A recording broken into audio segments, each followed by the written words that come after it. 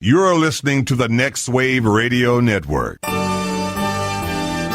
Round 2, fight! Can't we do our own secret shows? All our shows are secret shows. We have the tools, we have the talent. You have to use so many cuss words. Let's go. Ooh, yeah! The name of the podcast, Low Res High Def. You know that if you're already listening, you already clicked play, and we appreciate that. Why don't you hit subscribe while you're at it? Maybe a little like if you're watching us on YouTube, and help the channel keep growing. Or a big like. Or a big like if that's possible. I don't know. Can you choose the size of your like? Hey, Joel, what does low-res high-def mean? Joe, I'm so glad you asked that. So much that I've prepared the scripted answer. No, Do you have a script? No, I don't. It's the same thing that we always say. It's a little high concept. It's representative of us in our lives. We grew up in the 80s and 90s where everything was low resolution, no high def, and now here we are in the HD phase of our lives where technology has followed us, but we are still yearning for, longing for, and remember, and we're built by the games, the media, the movies, the TV that we watched growing up in the 80s and 90s, the low-res, low-brow. Our humor's a little low-brow, high concept, high ideas, but low-brow humor to go along with it. Joe, how else would you define our podcast? I think you did a great job. There we go. I think it's great. Yeah. Plus, it kind of it's trademarkable, and we thought it kind of rolls off the tongue. Low res, high def. Well, here's the thing. Like, we grew up, I think, in the best when it comes to consumer electronics. We grew up in that sweet spot. Hell yeah. Like our generation grew up in that sweet spot where we came in just as things were starting to dawn, and we've experienced every evolution of it. And so we had a lot of good you could argue that some of like the golden age of gaming took place in like the late 80s, early 90s. Absolutely. The dawn of Nintendo. And so like we're the kind of people that yearn for that kind of gameplay. Like every time we get a new system, sure, we love those new games, but we're ever trying to play those old favorites like that Final Fantasy VI. How many different consoles and different outlets do you own Final Fantasy VI on? Oh, Jesus Christ. Exactly. That's the answer I was looking for. I would say at least 6 or 7, yeah. Yeah, because we're ever chasing that. We're ever chasing that dragon where we're like, hey, yeah, we love this new technology. How does it play this old stuff that I love? Yep. So, yeah, that's the way that I look at it. Speaking of my analog 3D, that's exactly what we're doing. And that philosophy extends to movies. All right, so... Hey, finish your fucking intro. I'm trying to. Also applies to the movies that we watch, too, because, back in the day, especially with the topic of today's episode, the techniques and the technology used to create animated films has really come a long way from the 80s and 90s, 70s, 80s, 90s. I don't think we're putting a date on it.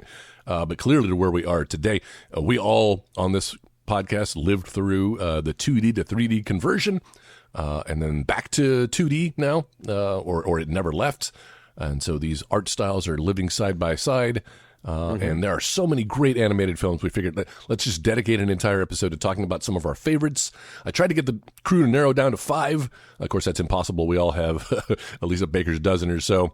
But we're going to start with 5 and fill in each other's gaps. Just talking about some of our favorite animated movies. Who goes first? Who goes first? I go first.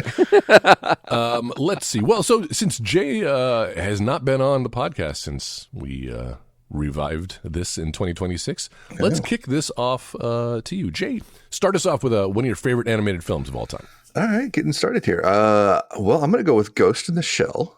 Yeah. The original, of course. From, like 95, something like that, 96? Yeah, 95.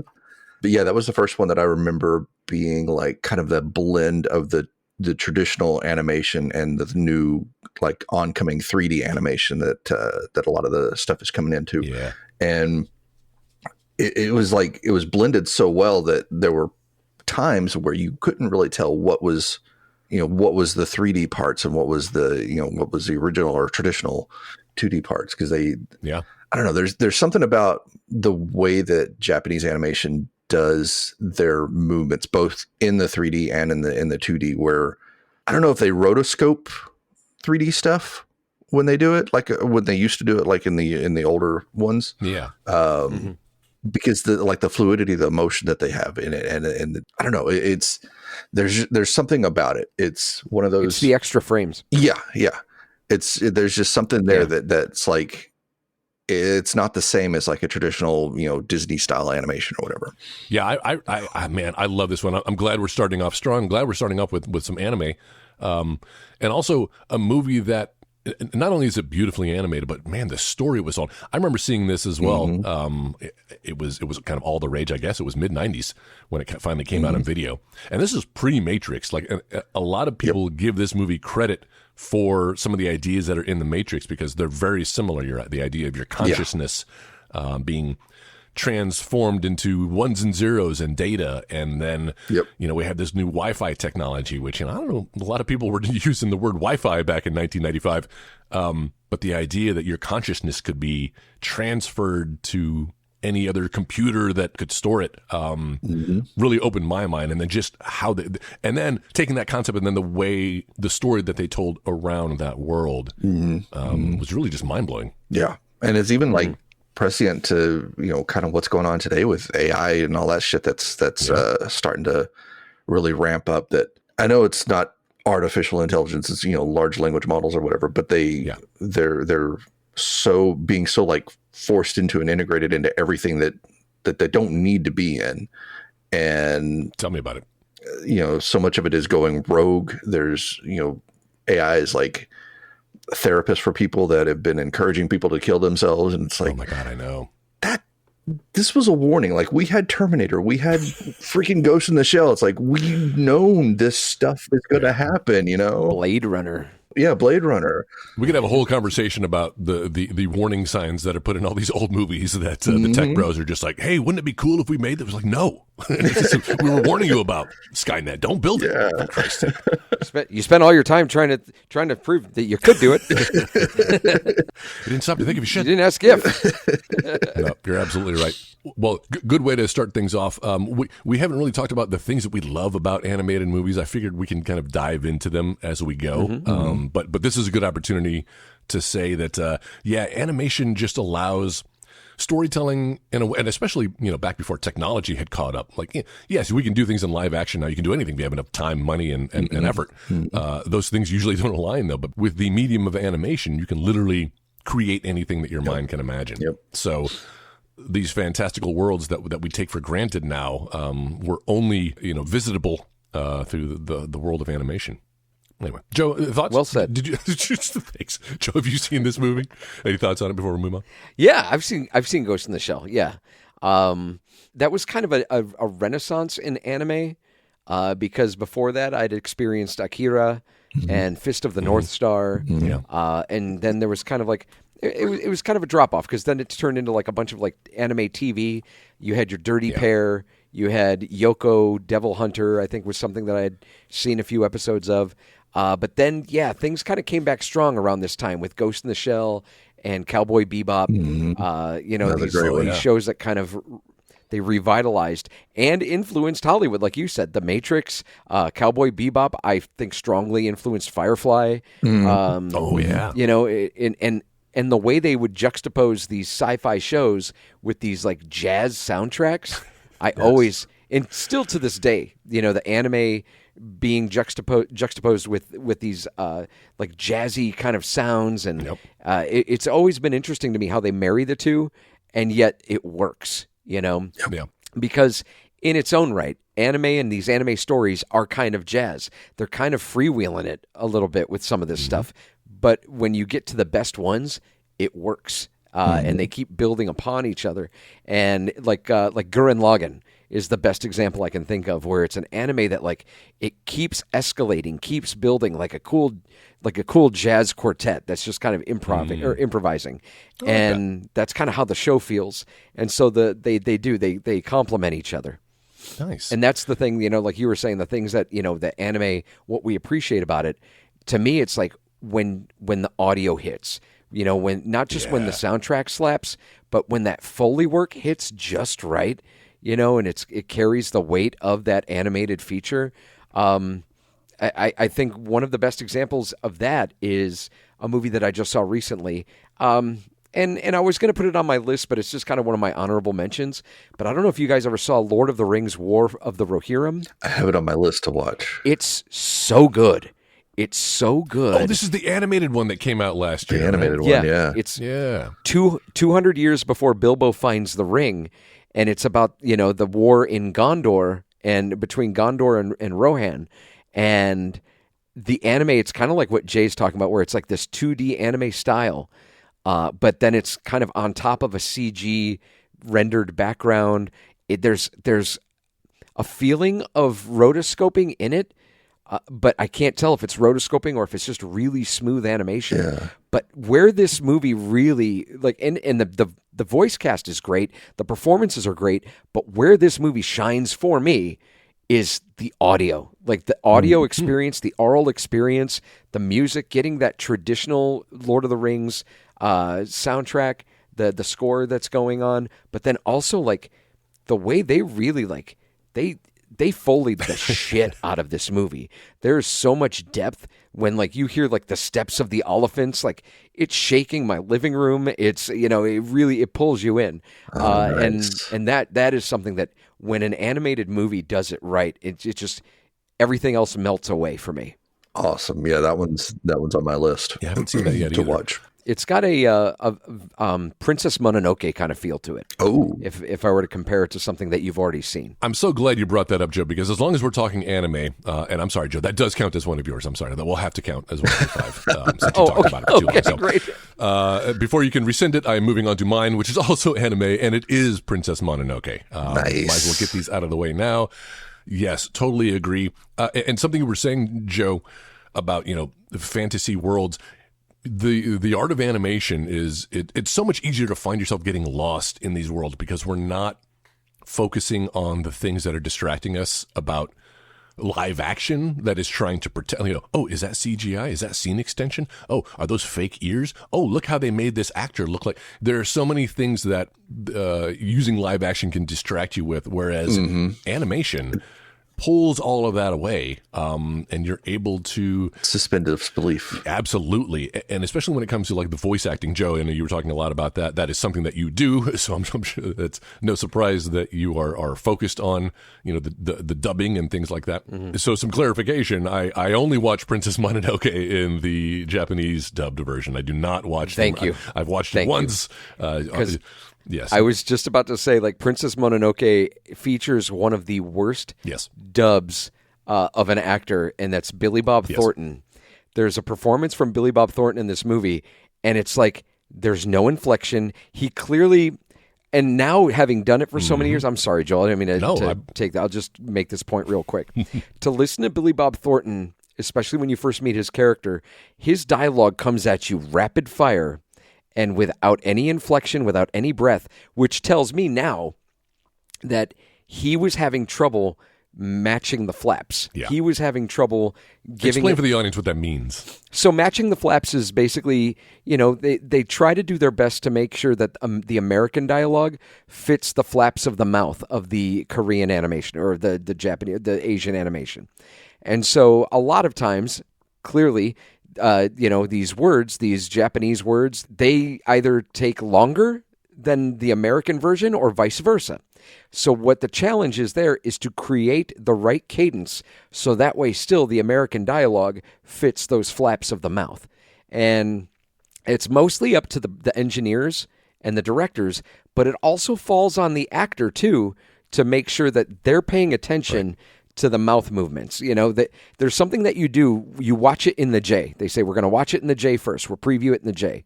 And so you'll watch the scene in the original Japanese animation, the original Japanese audio, and you'll watch it while reading your dialogue kind of to yourself. And you kind of map out where you're going to say things. Then you go ahead and record, and that's when you're supposed to hit it.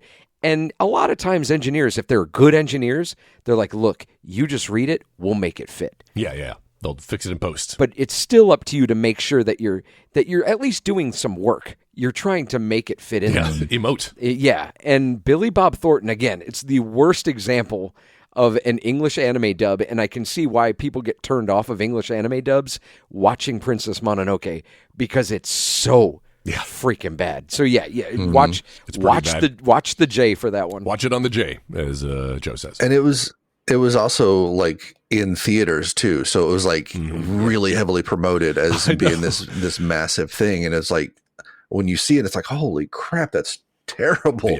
Yeah. Because I go back and forth on English or Japanese on some of them, especially the newer stuff where it's like the English is actually really freaking good on some of the newer anime. Even some of the older Miyazaki. Like I watched Kiki's Delivery Service, and Kirsten Dunst's performance is fantastic as Kiki. It's like, well, I don't want to give that up because she brings so much life to the character in a relatable way as an English speaker that I'm just not getting from watching the J. But yeah, Princess Mononoke, if you can, always sub over dub, as they say. And yes, just you want to talk about a movie that feels like a Legend of Zelda game, especially Absolutely. the recent Breath of the Wild, the cell shaded animation. Absolutely. And even from the story, like I was watching it again last night because I hadn't seen it in a while.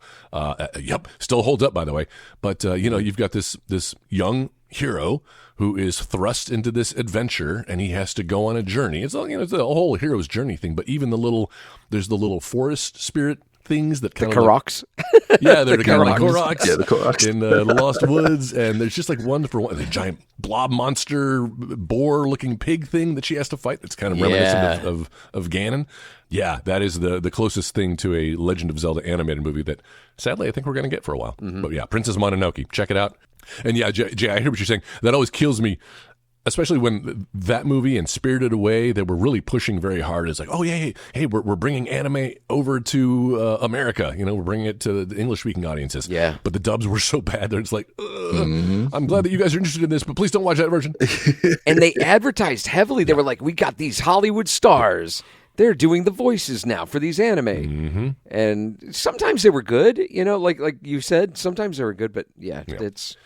Yikes. All right, well, we have gone around the horn once. We're 30 minutes in, and this is why we're limiting ourselves to 5 movies, because we have a hard out in an hour. So let's get through the rest of our list and some honorable mentions if we can. Joe, I was just kidding about your anime. You can have a proper pull. What's your next movie, Joe? All right, well then, I know this is one that's going to be on all of our lists, so I'm just going to get it out of the way. The Iron Giant. Indeed. The Iron Giant was on my list. Absolutely on my list. It was unexpected. I had no idea where this story had come from.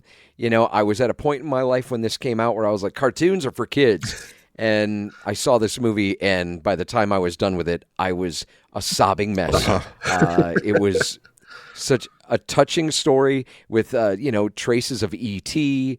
and Short Circuit and just all of the best coming-of-age boys growing up, this backdrop of war and fear-mongering and, Small-town Americana. Small-town Americana, but also a story about, and it's kind of like they touch on this in the new James Gunn Superman movie, where it's like, you don't have to be what you were created to be. Yeah.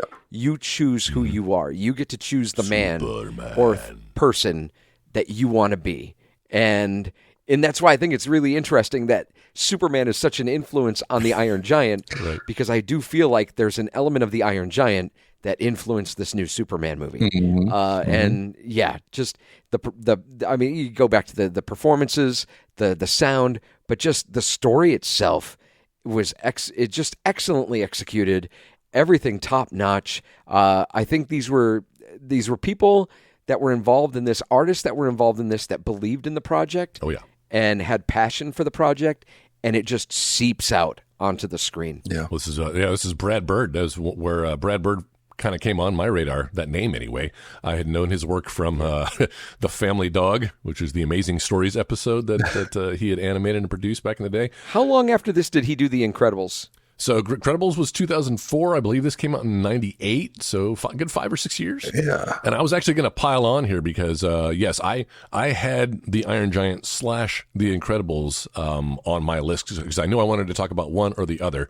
And as long as we're having a little Brad Bird section here, yes, there you go. Iron Giant is fantastic for a lot of the same reasons that the Incredibles is fantastic, even though they're both different mediums, 2D versus 3D, obviously, with Incredibles being a Pixar film. I think it's a little more incredible. You motherfucker. Yeah. Yes, I agree as well. But one of the things that they have in common is just the way that Brad Bird directs animation. And this is a lament that I have. I love 3D animation, but I also hate what 3D animation has introduced, which is now that these tools are here where you can move the camera. And you see this in a lot of the Illumination slop or your Dreamware, some of these lesser animation studios where you've got these wild camera moves and pans and whips and things that are unreproducible in real life. Yes. Not that it has to be. It's animation. Sure, you can be afforded that. Yeah. Exactly. But what it does is when you're not constrained by these things that real filmmakers shooting practically would need to worry about, you stop thinking about the artistry. You start thinking about framing. You start thinking about scenes and staging. And Brad Bird films are always animated like he's shooting a live action film, like where he places the camera, the angles. He's not doing these crazy wild moves usually, unless he needs to. And when he's doing it for effect, or there's a reason for it. Yes. Not just as some sort of discombobulated eye candy. So go back and watch Iron Giant and even really Incredibles, which I feel like is even more. He's put more restraint on him as he's given these tools to do more. It's like a James Bond film. It's so good. Yes. What I love about what he does, just to kind of piggyback on what you're saying, I love that he has like the bravery when he makes these movies. Like he will cut to an incredible wide of something happening in the distance, and we'll just see it happening in the distance, where everything else, every other filmmaker would be tempted to make you like, then you would zoom into where it is, to what's going on. Yep. Instead, like he keeps it far away and, keeps it isolated. So that way it enhances the feeling of what it is that you're watching. I couldn't agree more. He thinks like a filmmaker. Yeah. Mm-hmm. And you reminded me of something going back to Miyazaki, and Princess Mononoke.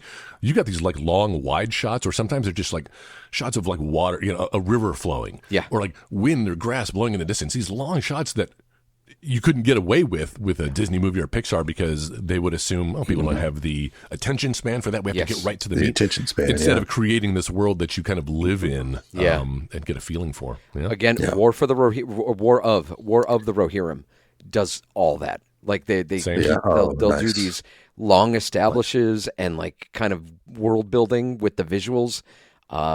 Just so fun. Beautiful. All right, Jay. All right, well, I kind of piggyback there with Incredibles. Yeah. Jay, we're up next. Sorry, buddy. Well, keeping it in anime, shit. I'm going to go with Samurai X Trust and Betrayal. And it's technically a cheat because it was actually released as 4 episodes, but they compiled it into one movie because it was essentially done as a movie that they just split up into 4 episodes when they actually released it. Yeah. So now it's a full movie, and it's basically the origin story of Rurouni Kenshin, which is I guess more of a mythical kind of a samurai during the Meiji Revolution of Japan. And he's basically, I don't know, he's kind of like the boogeyman, but he's also almost a pacifist during most of his story. But this particular story is how or why he became a pacifist, because he just was such an unstoppable like killing machine during the war. And so once the war was over, he had this remorse about what happened, and he ended up killing the woman that he loved because he was trying to save her. And so he went on this whole like path to try to redeem himself afterwards. So it's an incredible story. Incredible story. I have not heard of this one. Joe, are you familiar? I'm not familiar with this one. So the Rurouni Kenshin anime is more for kids. This one, however, not really for kids. I mean, it's obviously they could still watch it, but like he's killing people. There's blood and gore all over the place, and it's just it's definitely not made for kids. It was kind of a stark contrast because it was released after the fun and colorful happy one that came out, and it's like they sucked them in with the family friendly. Right, yeah. And then pulled the old Transformers the movie on him, huh? Oh no! Oh shit! Which I just realized is not on my list. Oh my god! Well, maybe one of you guys has it, so we'll talk about it later. We do. Interesting. And, I'm realizing, Jay, as you're talking about this not being really for kids, I think about half of the movies on my list probably you can make the argument are not for kids anyway, or at least there's a lot of element that go over kids or maybe are a little too intense for some younger kids. Yeah, interesting. All right, I'll have to check that one out. Yeah, it's good stuff. Very good stuff. All right, Joe, why don't you go next? Yeah, I'm going to go ahead and go next. So I've got a bunch of favorites, a bunch of movies that I know we all think about. And then I've got some that I feel like, we've all seen, we all like, but sometimes maybe go under the wire. And maybe it's going to fall a little too close to the first movie I talked about. Yeah. But I have 1978's more anime. The Lord of the Rings by Ralph Bakshi. Yes. I almost put that on my list. Yeah. Yes. Speaking of rotoscoping. Which kind of started off, and speaking of rotoscope, yeah, exactly. That is definitely a rotoscoped movie. That entire film but is. You want to talk about putting, those classic Tolkien images and committing those to film. That's every time I read the Lord of the Rings books, those are the images that it conjures. Yes. I think that Peter Jackson did a fantastic job, and his Lord of the Rings movies rank among some of my favorites. Absolutely. They still stand up to this day, but the knobby old, Gandalf, he will always look like how he looks in these animated features. Yeah. If anything, I would say that the music and the Foley, the sound, a little rough in this 1978 feature. Sure, that's a strong point. But that it kind of also speaks to the times. But man, the performances, what they put into this, these are people that clearly this Lord of the Rings. It wasn't just a paycheck. We were throwing it down, and that trippy Ralph Bakshi work. And, I do have to say, there are some scenes where it's they clearly put a red filter over just a regular film camera. And then they just film a bunch of dudes in some weak costumes just kind of running around. Some of the images were more augmented than others. And it's all right. I mean, it's mostly animated. Exactly. But it's still one of those movies that influenced what I loved later on in life. These adventures. And it kind of... It also informed what I look for, what I consume, and yeah, I've seen a couple of Ralph Bakshi's other films. Your Fritz the Cat, yes. Your American Pop, Heavy Metal, and Wizards, Wizards, and I love all that stuff. But it all started with Lord of the Rings. Nice. Excellent choice. Yeah, no, I agree. Yeah, weird time in the 70s with animation, too, especially thanks to Ralph Bakshi.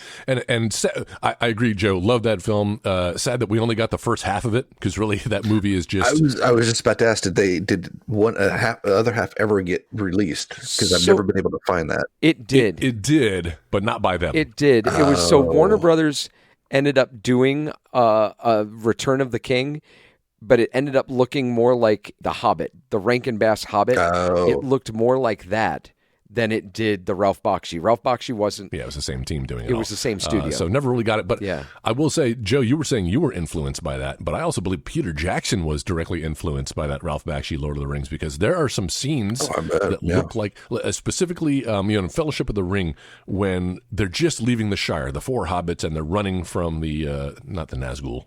I guess that's what they called them, but they weren't called them. The ring wraiths, the riders. Yeah, the riders, ring wraiths. Yeah, they're running from them, and they hide underneath the tree. And there's that low angle shot of them, cowering underneath the tree as the horse enters the frame. That is directly lifted, almost shot for shot from the Ralph Bakshi animated version. If you go back and watch that, right? Because Ralph Bakshi lifted it word for word from the book. There's one thing that is exactly how it's described in the book. Yes, but then to do the framing, the camera framing, and the way that he even lets it linger. So you see the hobbits get under the tree, and then it doesn't cut away, and it's quiet and still. And then a couple of moments later, the horse enters from the left. The exact same thing happens in the Peter Jackson version, and there's some scenes in the Prancing Pony where I'm like, that looks exactly like what Ralph Bakshi did. So I feel like even though we didn't get a true sequel to that version of Lord of the Rings, we got something even better. Spiritual sequel, yeah. We got good stuff, yeah. All right, well, you know what? As long as we're still in the 2D. I don't think we've gotten to it. Well, I mentioned The Incredibles once, but only as an aside.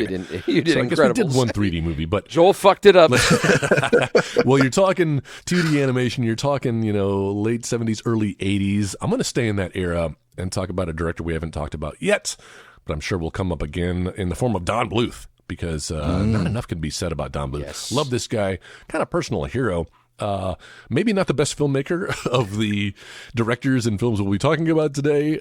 He probably more misses than hits, that guy. But still, if you think about The Secret of Nim and where that movie was when it came out, Yes. the 2D animation was dying. I had that on my list. You had it on your list as well? Well, let's gangbang it then, because The Secret of Nim. Yeah, I have Secret of Nim. It grew my love of the art of animation because, we all grew up with Saturday morning cartoons. We were seeing these Disney movies in theaters, but I had never seen anything dark. And this is before I was exposed to, any Japanimation is what we used to call it back in the day. Pardon, anime.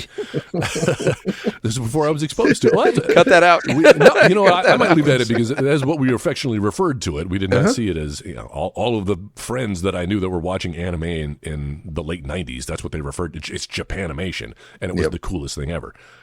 Maybe I will cut that out, Chad. I think that's a good idea. But yes, Secret of Nim. So Disney had kind of been floundering. They didn't know where to take it. Audiences weren't buying what they were selling anymore.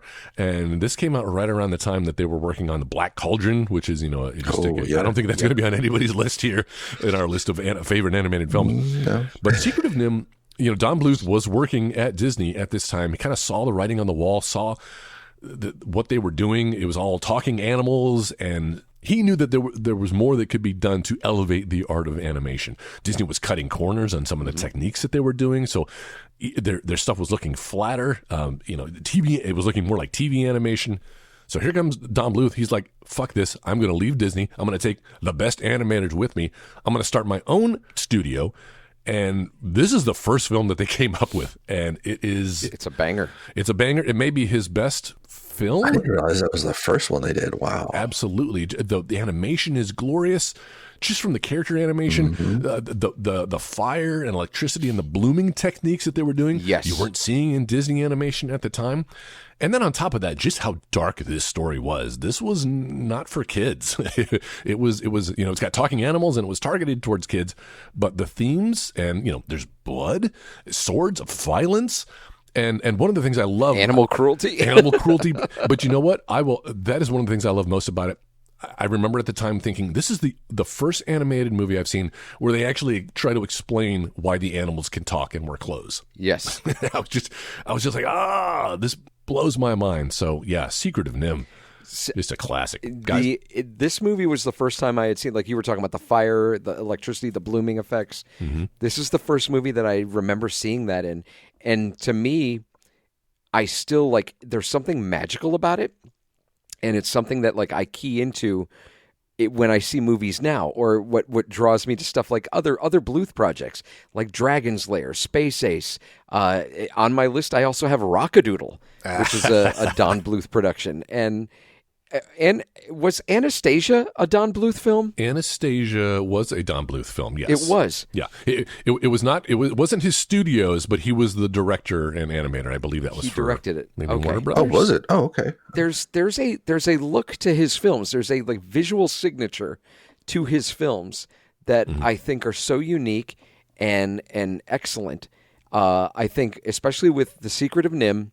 I think one of the things that set Don Bluth apart, and this is from reading his book, is that he comes from a theatrical background, a theater background, yes, and that's how he tells his stories. You see that in Secret of Nim, the way that things are framed, getting back to framing, the way things are framed, you've got the scenes with the conspirators they're in dark, they're in shadows, and everything is informed by the look and the tone. And there's a deliberate reason why things are presented the way that they are in each of these moments with each of these characters. There's a warmth whenever you're with Miss Frisbee and her family. Right. There's a coldness whenever, when she goes to visit the owl.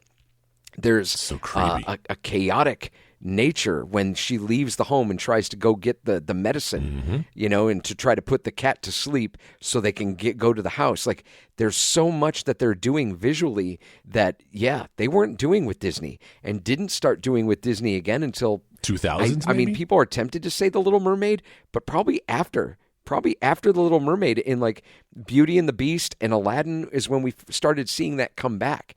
I think Lion King is when we finally see a character die that is not the antagonist. Yes. Yeah. After. And I think it's all thanks to the work that Don Bluth put in, and the fact that there was, with Secret of Nim, he announced his arrival. Yeah. And suddenly, like, people had to take notice of what it was he was doing, and just a pioneer in his field. Yeah, and absolutely. You know, I think we get to see animators now that still like pay tribute to what it is that Don Bluth put together. Maybe not in Disney, but I mean, Joel was talking some shit about the Illumination Studios, but I think that there are some traces of what Don Bluth put together originally that we got to see in the Super Mario movie, that we get to see in the Spider-Man Spider-Verse films.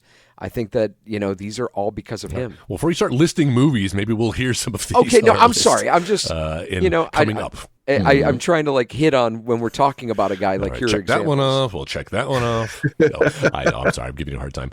Like Korean. All right, Jay. I think we're on to you next. Let's move it on. All right. We're gonna get modern here. Then I'm gonna go with K-pop Demon Hunters. Ah, yes. We're going up. Yeah. The most recent movie. Every elevator, every grocery store, every Uber I'm in, that is the soundtrack to our lives in 2025. Well, you better get ready because it's going to win an Oscar too. It just won the It's gonna be Golden Globe. The quickest EGOT. That's right. The quickest EGOT. Yep. Oh wow, yeah. No, this was one of those that's like, because it's so popular and I was hearing about it everywhere, I was just like, I'm not gonna watch this. I'm like that contrarian asshole, you know. It's like, it's popular, so I'm probably gonna hate it. Mm-hmm. When I finally watched it though, I was like, holy crap, no, this is really freaking good. It's so good. That movie is so good. It deserves everything that it's getting. Embarrassing Yes. to me how good that movie is. No, it's amazing. We talked about it a few episodes, Joe and I, when we were doing our best of 2025 episode, and that made it on there. Nice. For a lot of the things that you're saying. But then, yes, just I don't want to repeat myself, but it's something that feels wholly fresh to us, you know, North Americans who are only used to seeing movies set in New York or San Francisco or LA or just in North America. Even when they branch out, it's always like Mexico or South America. We rarely get movies that are for us, or I mean, like, you know, for American audiences about other cultures. And it's really refreshing. And I hope this is the beginning of a trend where, you know, where people feel like we can take risks now. Yeah. As long as you have catchy soundtrack to go along with it. You know, but the thing is, like, the layman would look at it and go, "Oh, it's just this movie that's relying on a catchy soundtrack." But and we've talked about it. It's not. Like, this is a good story. Yeah. It's a damn good story. It's fun. It's atypical. I love that about it. I think it's man. I go on and on, but I'm not going to. Yeah, I mean, like even hear or seeing people talk about all of the like the subtle little references and stuff that were done in there that harken back to like Korean myths and legends and things like that would normally just go over our heads, you know, because we're not familiar with that. But it's like it's so lovingly done for that culture to bring that culture to us, and it's just amazing. Yeah. I remember Joel saying that he appreciated the fact that we got to understand Orientals better. Those are Joel's words. Yeah. I love me some Japanimation. Wouldn't you call this Koreanime? Is that what Koreamation? Koreamation? Is that what we're calling it? Just kidding. Nothing but respect. I'm curious to see what they do with the sequel. But if you just give creative people enough creative license to do creative things, you usually end up with porn. Oh, yes, that's it. It's exactly what I was going to say. Thank you, Joe. All right, K-pop Demon Hunters, first movie from this decade making the list. Joe, can you follow it up with another? I'm going to try to. I'm going to follow it up with a movie from 1999 that I feel like is relevant even to today politically. South Park, Bigger, Longer, Yes. Holy shit. You know, we are talking about it's on my list too. A movie that, you know, maybe doesn't feature the smoothest or greatest animation, even though they poke fun at it in the movie. They go see the Terrence and Phillip movie and they're like, yeah, but the animation's all crappy. And then it shows them walking for like 2 seconds because they know the strength isn't in the visuals of the show, and it never was. It's about, like, where it shines is the content, how it's relevant, and the fact that it's made by a couple of guys who are, you know, mostly conservative, but centrist probably. But the fact that like they will call bullshit on whatever needs to be called bullshit, and the fact that what we saw in South Park the movie is literally playing itself out right now in real time in today's political culture. Jesus. It's crazy. But no, just the story that they tell is hilarious, but also relevant. But the fucking music in that movie is way better than it had any business being. Yeah, It didn't need to be this good, and it slaps. And the fact that they got an Oscar nomination, they nominated "Blame Canada," which I would argue isn't the best song in the movie. It's one of the weaker ones. It's one of the weaker ones, probably one of the safer ones. But holy shit, like this movie to this still plays well. Still, it's aged great, and I think so. I love it. I love it. I think that it's an example of brave writing, and I think the kind of thing that you see when you start seeing oppressive times, great art comes from it. Absolutely. And this is one of those examples. Yep. Yeah. Totally agree, especially about the music. I remember seeing this, not really knowing it was a musical, and then immediately bought the soundtrack afterwards because all the songs are so catchy and done in that Disney 90s Beauty and the Beast sort of style. So it's like, it doesn't feel, these aren't like pop songs. It was totally trying to be like a Broadway musical. And that's where a lot of the humor comes from, as it's lampooning those types of movies and music. But at the same time, for the songs themselves to be as catchy as they are, I mean, like, most of the songs in here are better than most of the songs in Hamilton. I'm sorry, but they just are. Maybe not lyrically, but melodically. And it's a shame that, the composer, Mark Isham, passed away shortly afterwards. So we have been robbed of more of his contributions, but that South Park movie lives on and just as biting and satirical as it was in 99. Yeah. Yes. And the medley near the end. Yes. The medley that starts with right before the big climax. Though I die, La Resistance lives on. Where they merge like 5 different songs in exactly the same way that a Broadway, like Les Miserables would do. Yes. Yes. It's brilliant. So well done. All right, Joel. Okay. So far we've had anime. We've had 2D animation. We've done some 3D animation now with K-Pop Demon Hunters and Incredibles. And I am going to throw another media into the mix.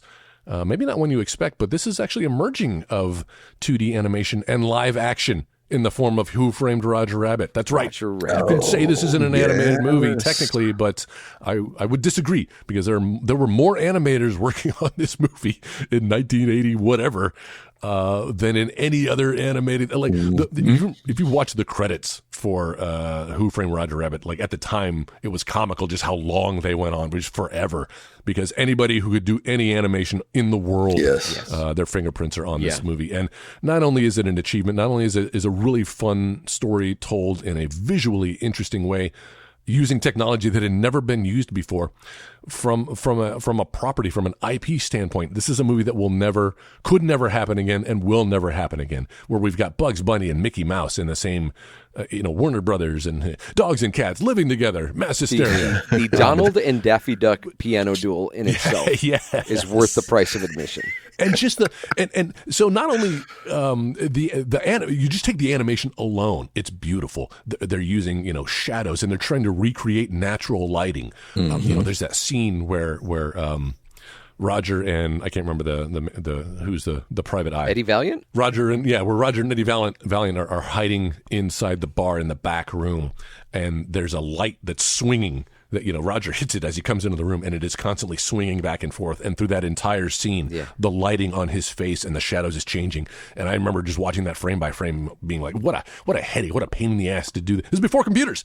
Everything was being done hand drawn. So not only is the animation fantastic, but just the techniques that they were doing. We don't make movies like this anymore because of CG. We don't have props on set and mechanical arms that are used to spit water that are then being animated over to make it look like the baby is spitting water, or this isn't being done anymore, and it's a shame because Who Framed Roger Rabbit is just a masterpiece. Okay, so one, I'm going to say that this is a cheat because I love this movie and I wish I'd thought to use it, so I want to disqualify you from being able to use it. No, But for real, like this, I didn't even think of this one. And you're right. Like this movie's so fucking good. You know, you say like we'll never see anything like it after. Like I don't remember anything before it like this. Oh, yeah, like so I true. remember they got like Jerry the Mouse to dance with Gene Kelly in one of his movies, but nothing to this level. And then everybody tried it afterwards with Space Jam, and we had another couple of stinkers. Was Space Jam done the same way though? Well, where they shot live action and tried to animate over it, Yeah. yes, but not nearly as ambitious. And like Cool World was kind of that way as well. And That's right. Cool World, yeah, I could see Cool World kind of being like that. Yeah, I feel like the strength of Roger Rabbit is the Herculean task of getting all these different IPs in one place. Yes. Like Space Jam, sure, like that's fine and everything. They animated, they put live action with animation, but they were all Warner Brothers characters. Like there wasn't that extra challenge. And it's awful. And they definitely didn't do what they did in Roger Rabbit, where they were trying to match lighting. Like that, what Joel said, like that is absolutely correct. The fact that like they could have just filmed the scene where they didn't bump the light and just leave it the way that it is, but instead create more challenges for themselves. Like, let's do this. This will be fun, and let the animators fucking deal with it. Like, oh my God, are you kidding? No, it's that movie's so good, and I think it speaks to the level of performer that Bob Hoskins was, that Christopher Lloyd is, to be able to work with these, to work with within the confines of the production where they're interacting with animated characters and having to do their best with something they don't quite know what it's going to look like, except for Ruben Fleischer, whatever his name is, like dressed up as Roger Rabbit on the sets. Like, I'm pretty sure that he'll kind of look like you, but not quite to scale. Exactly. And the way that they set the tone, like the old 1920s films where they set the tone with the baby Herman little short, that went into the movie. Turns out it's a movie set. Was just phenomenal. It's a movie set, and the way that it breaks down, like they cut, and suddenly here comes a human walking on set to talk to baby Herman, and it's like, whoa, like mind blowing, straight from the get go. What a fun idea that all of these cartoons that we've been watching in our youth were actually filmed on set with real human directors and actors. Supporting. I just love the world that it created and then realized.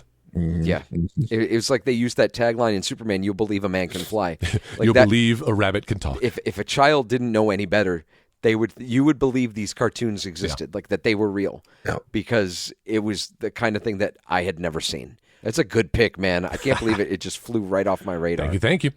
All right, well, if my count is accurate, I think we all have one more on our official list, and then we can do some honorable mentions and maybe expound on animation a little bit more. But Jay, I'm going to kick it off to you for our final round.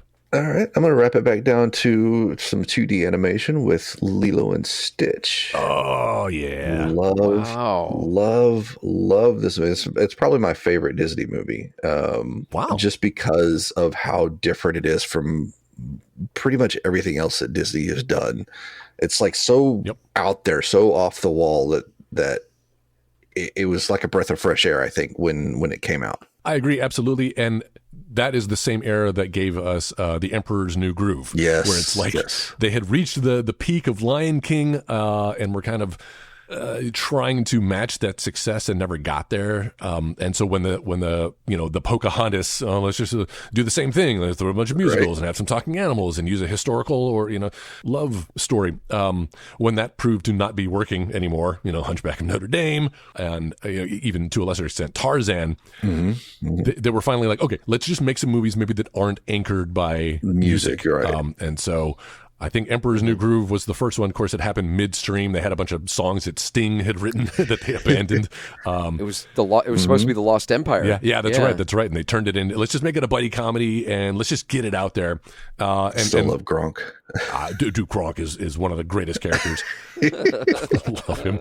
But yes, that movie was so successful because they were given kind of freedom to do something new. And I feel like Lilo and Stitch was the ultimate realization of that hands-off approach where it's just like, nobody's focused on this anymore. Everyone's looking at 3D animation. We've moved on. So, hey, that's cute. Yeah, Disney, make your little 2D animated films until we run out of money. And then we'll see what happens. But yeah, they took that challenge and we're really taking risks, like with this, with a way. Yeah. First of all, to have like a main character who you're not quite sure whether he's good or bad. You're not quite sure whether to root for him. He's a naughty boy. Stitch is a naughty boy. He's a naughty boy. He is. And then for that sisterhood, I don't know that we've had like a lot of strong female stories being told yet, but here it is in Lilo and Stitch. What are you talking about? We had Mulan. Okay. I'll give you that, but still a traditional musical, and still kind of in the Disney, the hero's journey. This was more, Lilo was not on a journey. She got sucked into this world, but her personality was so strong that it affected the outcome. You mean Stitch? No, Lilo. No, Lilo, the girl. She was drawn into this world where she discovers this alien, and so she's got this quirky personality. So she takes him on as a pet. She thinks he's a dog. So it's her quirks that give that movie life, I think. Joe is not following me. No, I'm following. I got you. A little inspiration from E.T. and things like that too. I was looking at it from just like the surface, where you're like, she got drawn into this world, and I'm like, no, it was Stitch got drawn in, like he was the alien. But then I followed what it was you were saying. Although I do see what you're saying. Yes, both are true. They rescued each other. How about that, Joe? They did. There you go. And they became family. Yeah. Ohana means family. and I love.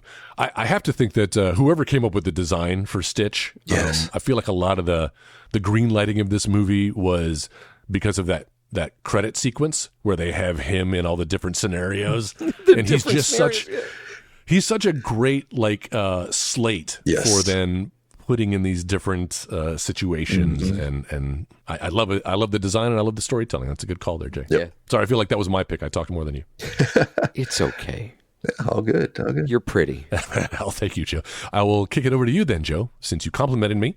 All right, well, for your final animated film. I can pick one, and so with this one pick, it's going to kind of encapsulate 3 or 4, because this movie influenced 3 or 4 others on my list, and it's because of the success of this movie that we got to see these other movies happen. And in 2014. The Lego Movie walked, so these other movies could run. Fantastic. 2014's The Lego Movie, which was unlike anything that I could have expected. It was sweet in its storytelling. It was fresh in its script writing. The characters were funny. The way that they incorporated some gaffes in the studio into actual things in the movie was also pretty fun. Will Ferrell as President Business, again, echoing kind of images of someone that we see in the White House now. And how at its heart, when we kind of realize what's actually going on and what's the story that's unfolding and what's actually going on in the real world and what it's symbolizing is really touching. And I didn't expect it to happen.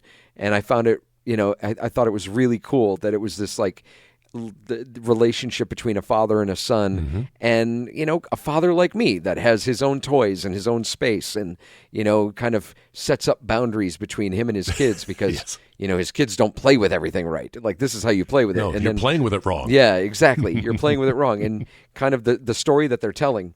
But because of, and this is now I'm going to explain, because of the Lego Movie, we got to see other films like the Lego Batman movie, which I would argue is maybe the best Batman movie ever made. Asterisk. Oh, wow.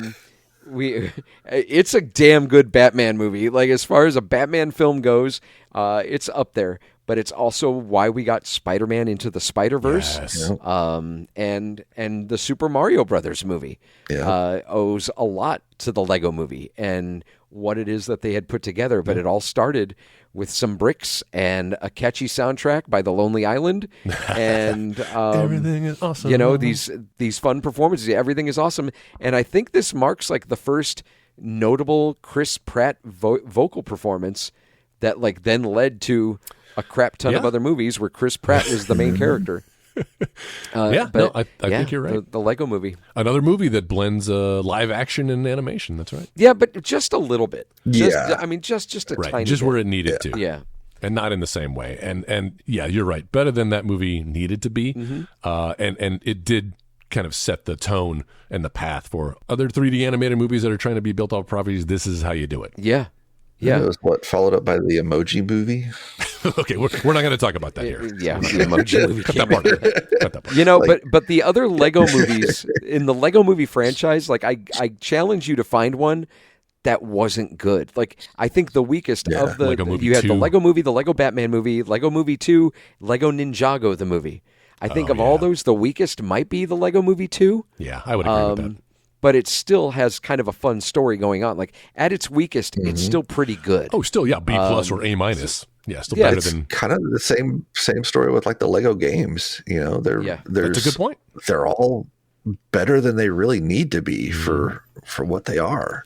For real. Beautiful. All right. Well, let me throw my last pick out there. Gosh, I can't believe we've made it this whole list without anybody bringing up a movie of this kind. Because we've had 2D animation, we've had anime, we've had 3D animation now.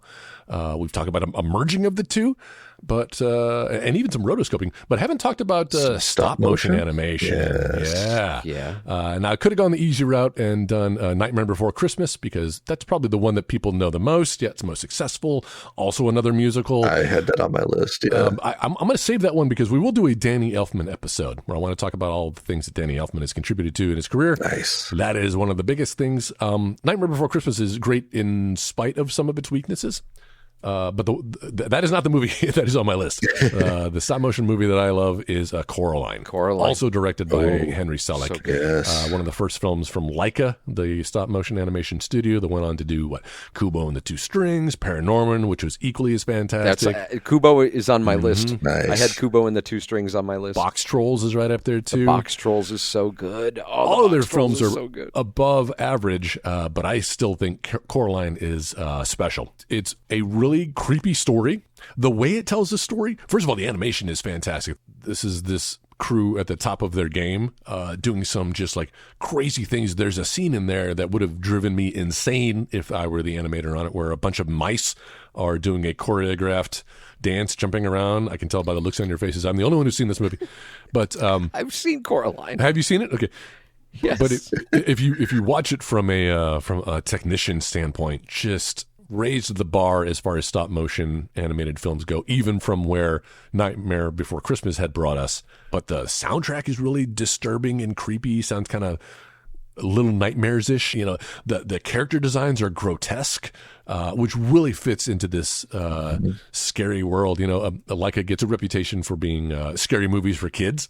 And I would say, even as an adult, there are some scenes in here that make me jump, that make the hairs on my neck stand up. Yeah. I love it. And every time I see it, I find something new to appreciate about it. The voice acting, Dakota Fanning does the voice acting and just giving a tremendous performance. I was talking about Kirsten Dunst from Kiki's Delivery Service earlier in this episode. I feel like it's right up there. And all the way until that last shot where the black cat just disappears behind the sign. I get chills just thinking about it. Fucking Coraline for the win. What I love about Laika films too is the when you watch the end credits, you usually get to see like behind the scenes, like as they're slowly animating. Like it'll start with them putting things down, and then like the film will speed up of them like putting the things together and animating it, and just it's just a special treat getting to see how they brought these things to life, and also to appreciate how much work went into putting this thing together. Yes. I think the Box Trolls does that in the credits very well, where they actually show it so well animated, where the character is like talking, but they have not removed the animator's hands in between the frames. So you see this like light streak, quick motion of these people moving around this set, but the characters themselves are behaving like they do in the movie, and it's just like, that's how that shit is made. Yeah, it's well amazing watching that. I was just saying, tying it back in with games, if you want a game that's kind of a similar feel to this, would be Little Nightmares. Little Nightmares. Yes, there you go. Absolutely. With the character designs, and love it. Yeah, I love that, and especially with stop motion, because, when 3D came along, when Toy Story came out, at the time, everyone was like, well, this is clearly how we're going to make animated movies from here on out. We don't need 2D. We don't need hand-drawn. We don't need, everything's going to be 3D animated in the future. And while I love 3D animation, it's actually really surprising how few 3D animated films ended up on our lists here. Because it's not about the medium. It's about the story being told. It's about the characters.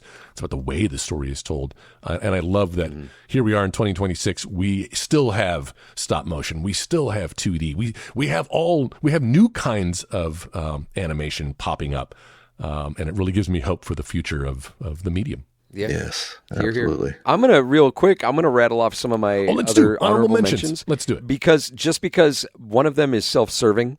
And so if I can get a little self-promotion in, that would be awesome. Yeah, I have some too. First off, there's the holy trinity of the 80s, and that would be Transformers the movie. There you go. G.I. Joe the movie, and He-Man and She-Ra, The Secret of the Sword. I have to throw that down. Oh, yes. In 1977, there was a movie called The Mouse and His Child, which still just haunts me to this day. There's the imagery in that movie is just oh my God, it's a little bit of childhood trauma, but also a really fresh, at the time, 1977, a bit of a fresh story, kind of a fun journey.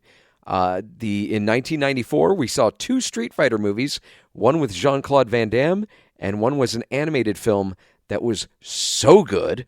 It was just really great. In 2007, we got the CG 3D animated TMNT, which is kind of the spiritual sequel to the original live-action movies.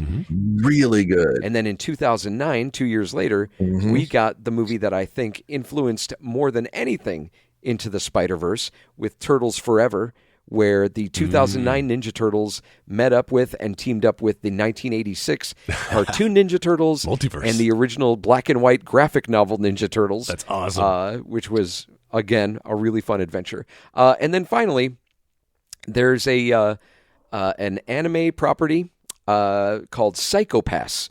And in 2020, they made a film, and then I did the English dub just recently for one of the characters named Kazumichi Airi, and it would be Psycho Pass 3, First Inspector.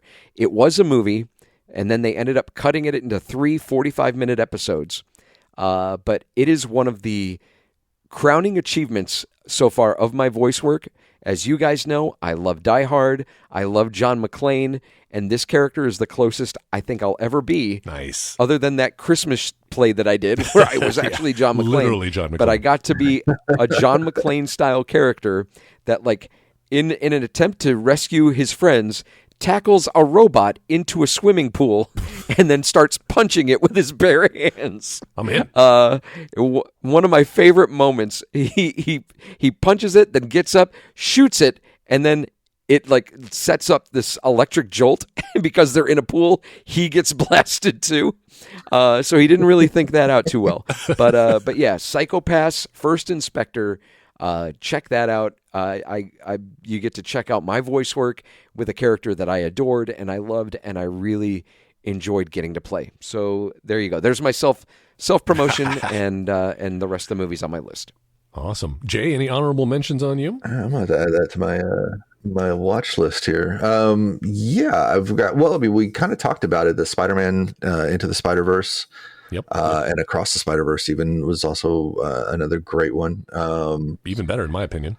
I may get a little bit of hate for this one because the movie itself is not great, but the techniques that were developed to bring the movie about and how it's advanced the medium, Final Fantasy: The Spirits Within.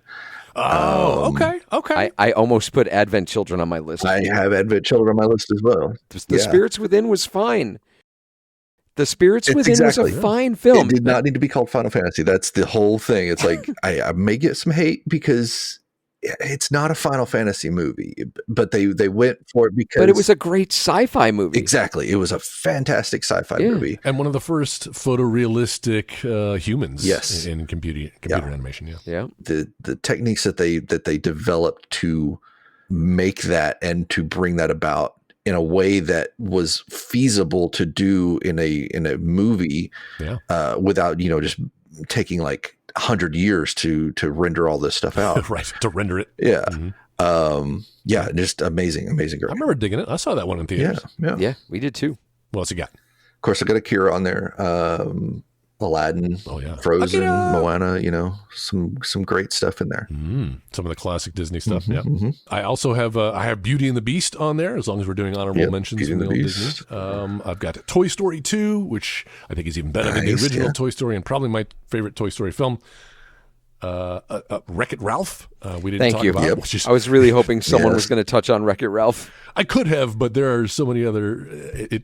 It was great at the time, but not necessarily great because of its animation. Although beautiful animation, but I think the ideas behind that movie are better than the visual representation. Yes. I think, you know what, though? I think this also flies in the face of what we talked about earlier with Who Framed Roger Rabbit, how you said we'll never see anything like it again. We got to see, I think this is maybe the closest we'll get to it, where Yeah. we got to see a lot of different video game IPs Video game living IPs, in one yeah. space. It's true. So that's actually kind of interesting. The Roger Rabbit of Yeah. video games. I like it. Yeah. Also had Yeah, the only reason I didn't have that on there was because I was a little bit Disney heavy on my list already. So I was like, Well, I'll keep that one off. it's hard not to be a Disney heavy because they have produced Yeah, most of because the it's so influential. I don't want to say most, a lot of the best animated films, including The Rescuers Down Under, which was also my honorable mention. Doesn't get a lot of. It's better than the first one. Oh. It's better than the first one. It is better than. Wow. It's actually a really good film, Yeah. and I'm always surprised when I hear people say like, "Oh, I never saw that one," Yeah. even though it came out between Little Mermaid and Beauty and the Beast, so they were right in that era. And it doesn't have songs in it; it's not a musical, but a great story, some beautiful animation. I think it was one of the films where they were using the new, Yes. where they were using computers to fill in the Yes. the cells, coloring the cells. So just a really nice, clean looking animation that holds up today. I'll throw Emperor's New Groove in there too, not necessarily for the yes. animation, but just for the story. We talked about that earlier. And one more Disney movie for me, Fantasia. Fantasia, Yes. and Fantasia 2000. Beautiful. Most of Fantasia 2000 is an achievement. If you're not into classical music, you will be. By the time you end up watching either one of those films, You will be. you will be. Going back to the marriage of audio, make it an audio experience as well as visual, giving it that strong. Oh my gosh, the music, the way they intertwine the music with the animations is so brilliant.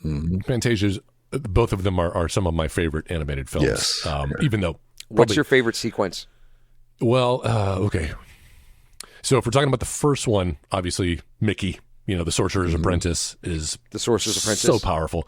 But in Fantasia 2000, my favorite is the Rhapsody in Blue sequence that was animated by Eric Goldberg. If you're not familiar with that name, he was the lead animator on the genie in Aladdin, and so you see a lot of his art style, his kind of Hirschfeld caricature art style in the genie, and it's all in this sequence. He spent years hand animating this. If you know Rhapsody in Blue, it's the famous George Gershwin. Dun, dun, dun, dun, dun, dun, dun, dun. No. Dun, dun, dun, dun, dun, dun, dun, dun. That's from the Sting. It's dun, da, da, da, da, da, dun, dun, dun, dun, da, da, dun, dun, dun, dun, dun, dun, dun. It's got this driving beat. Can't Whatever. you see heard he's it. the man? Let me hear you applaud. He is more than a man. He's a shiny golden god. If you think it's time to fucking rock and fucking roll out of What is control. that? Sorry. That's from Tenacious D. That's what I should have known. I should have guessed. Do you know Anyway. one that I think gets overlooked and I think it deserves a little bit more love is the Night on Bald Mountain sequence. Yes. With Chernobog, the Can I demon. change my answer? The way that that plays out, and it's not just him though, where he's shooting the lightning and stuff, but also when we follow it up with Ave Maria at the end, Yes. and how it quells the demon. That's powerful, and I feel like we don't give that enough attention nowadays. But yeah, So and the dark. only reason, Joel, is I think I've seen Fantasia 2000 once. Sure. When it was released in theaters. Yeah. So I don't remember the Rhapsody in Blue section. It's worth a rewatch. That one, I like the sequence with the whales set to Respighi. I actually remember the whale sequence. Yeah. Yeah. A little blending of 2D animation and 3D animation. Oh, Whaley. Wow. It's just a wrap up. We're going off the rails here, so let me wrap up my honorable mentions. Another Don Bluth film, Titan AE. Oh. Yes. maybe isn't loved, but I really liked that one. Another non-musical sci-fi. No, That was a good one. great. Yeah. Dark sci-fi movie. That was- with some great voice casting. Didn't Joss Whedon write that or direct it? Joss Whedon wrote it. Don Bluth directed it, but yeah, he did the script. We got Matt Damon and Drew Barrymore and Bill Paxton or Pullman. One of them. It's both. Pullman, I think, doing some voice acting. They're the same guy. Yeah. Same person. Here you go. John Leguizamo also. That's a good one. And then my last one is a musical, but not a Disney musical. DreamWorks, I want to say maybe first one and maybe only one, The Prince of Egypt, which is the retelling of the story of Moses. Man, that's a good one. Really biblical bent, but if you've never seen it and don't mind Prince of Egypt is the good. biblical story behind it, really strongly well done. I cry in that movie. There's some great Hans Zimmer does the music for it, so if you like nothing else about it, the music and the songs are fantastic. Really well Some good done. work from the late Val Kilmer. Val Kilmer doing voice work in it. Also, Ralph Fiennes, I think, is the voice of Moses. Patrick Stewart is the emperor of Egypt at the time. Anyway, really good. Prince of Egypt. I hear I have a new groove. Engage. It's really weird when he told Engage. the slaves to engage. I didn't understand. Anyway, there is our animated Tea, films. Earl Grey, hot. Some of our favorite animated films, all over the place. Thanks, guys, for coming together, putting that beautiful list together. Thank you. Yeah, thank I you. love talking about the medium of animation and what it can do. If you survive 2026, stick with us. Subscribe to the podcast. Tune in next time where we'll be talking about more things, movie or video game, or maybe even animated film related. Who knows? Porn. But look forward to talking to you guys. Potentially, who knows? We could talk about anything on this podcast, which is Low Res High Def. Joe, thanks again for joining us. Hey, thank you, buddy. Jay, good seeing you again, buddy. Hey, thanks for having me, man. And thank you, the listener. We will talk to you next time. Bye. Bye-bye. Bye. That's all, folks. I feel like we should have done like a DVD. That's You all. should have. Yeah, I was gonna say Cut yeah, out yeah. the rest of the Like, stuff. Do it, Joe. Give us your best. That's all. Get the fuck out of here.